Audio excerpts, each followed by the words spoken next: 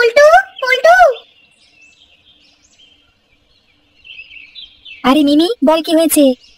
ভাই, তোর বাবাকে বলে একটা ভালো দেখে বড় দেখে পাকা লাল কুমড়ো দিবি রে। আর দাম কত দিতে হবে বল? ভাই, তুই বলতে পারলি কথাটা? তোকে একটা কুমড়ো দিয়ে আমার বাবা টাকা নেবে? এটা হতে পারে? না রে ভাই, সত্যি আমার খুব ভুল হয়ে গেছে, আমায় মাফ করে দে ভাই, আমার ওভাবে বলা উচিত হয়নি। ঠিক আছে, চল আমার সাথে।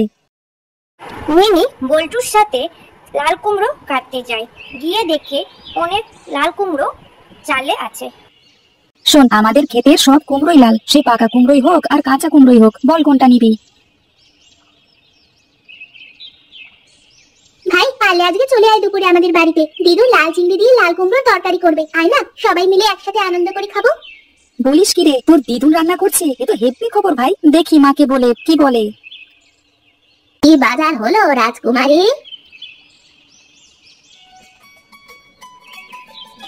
মা কোথায় গেছিল? ওই পদার দোকান থেকে হলুদ আনতে। ওই যে তোরা লাল চিংড়ি আর লাল কুমড়ো, বলো আর কিছু কি আনতে হবে? না রে মা, সবই আছে।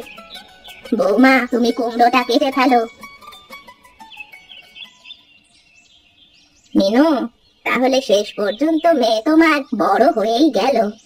তার বলতে মা, দিদি ভাই, আজ লাল চিংড়ি আর লাল কুমড়োর তরকারি রান্নাটা ভালো করে শিখে নিও, পরের বার তুমি বাবাকে বানিয়ে খাইও। দিদু, তুমি শেখাবে আমাকে? কেন শেখাবো না? আরে সতু যে, তা বাড়ি ফিরছো বুঝি? হ্যাঁ ভাই, তা তোমার আজ বিক্রি বাটা কেমন হলো ভাই? তা খারাপ কিছু না, ভালো মন্দ মিশিয়ে বেশ ভালোই বাজার ছিল আজকে। আজ মেয়ে এসেছিল দোকানে তো। জানি তো, সকাল থেকে বাজারে যাওয়ার গো ধরেছিল। শত বলি একা একা যাস না বাজারে, তা কে শুনে বাপের কথা, সে গেল জেদ ধরে বাজারে একা একা।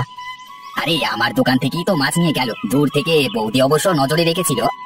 হ্যাঁ হ্যাঁ, মাই বললো একা যেতে চাইছে যাক, কিন্তু তোমাদের মধ্যে কেউ একজন নজরে নজরে রাখো।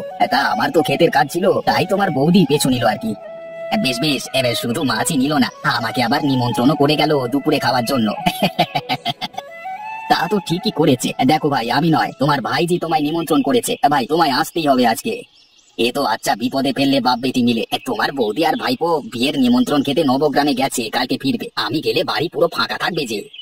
তাহলে তো আরো ভালো, বাড়ি আবার ফাঁকা থাকবে কি? দুপুরে গরিবের বাড়ি দুমুঠো খেতে যাবে, তাতে আবার বাড়ি ফাঁকা থাকবার কি আছে? কেন, তুমি বাড়ি ফাঁকা রেখে দোকান বসাচ্ছ না বাজারে? আচ্ছা বাবা, আচ্ছা, ভুল হয়েছে আমার। তুমি বাড়ি যাও, আমি পুকুরে চট করে স্নানটা সেরে আসছি, কেমন? ঠিক তো না? যদি আসো তাহলে বন্ধুত্ব শেষ এবারের মতো। চলো চলি। হ্যাঁ, কি কাণ্ড হয়েছে! তোমার মেয়ে আমার ছেলেকে গিয়ে দুপুরে খাওয়ার নিমন্ত্রণ করে এসেছে। আরে এ তো খুবই ভালো কথা। এ তো দেখছি বাপ বেটি তুই সমান, আর তার সাথে আমার ছেলেও নিমন্ত্রণ পেয়ে তোমার বাড়িতে খেতে যাবে বলে সেটা বায়না জুড়েছে তার মায়ের কাছে। তা আর বলবার নাই গো। তা ভালোই হলো, তোমায় রাস্তায় পেয়ে গেলাম। আমি আর যাবো না, তুই সতু কাকার সাথে চলে যা, আমি বিকেলে গিয়ে নিয়ে আসবো, কেমন?